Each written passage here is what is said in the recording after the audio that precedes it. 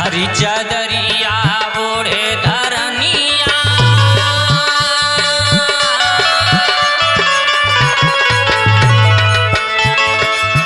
हरी चदरिया ओढ़े धरनिया, खेत धान निरावत धनिया हो, खेत धान निरावत धनिया। और जब पनिया बरसात है ना तब का होत है, पनिया बरसै सिहर जाला मनवा, पनिया बरसै सिहर जाला तनवा, नाही घर सजनवा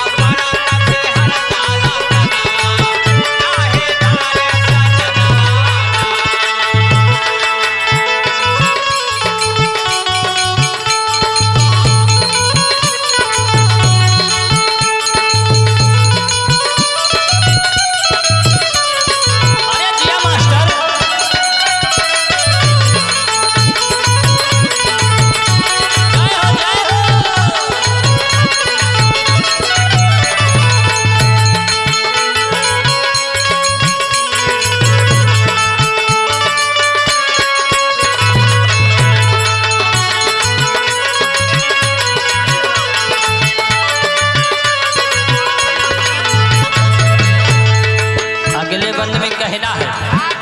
दुल्हनिया कहा था कि